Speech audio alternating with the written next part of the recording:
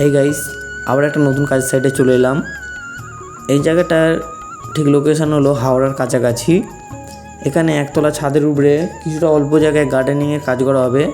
কিভাবে আমরা এই গার্ডেনিংটা সাজিয়ে তুললাম সেটা একটু দেখে নিন। আর যদি ভিডিওটা ভালো লাগে লাইক কমেন্ট শেয়ার করে পাশে থাকবেন। এই যে বস্তায় কিছু মাটি রাখা আছে, এইখান দিয়ে কিছু গাছ ফিটিং করে নিয়ে যাওয়া হবে আর কিছু গাছ সেখানে গিয়ে ফিটিং করা হবে। আর এই যে টপটা দেখতে পাচ্ছেন, এইটায় ঝাউ গাছ বসানো হবে। আর এই যে প্লেটটার উপরে টপটা রাখা থাকবে যাতে টপের এক্সট্রা জলটা বাইরে পরে নষ্ট হয়, প্লেটেই জমে থাকবে।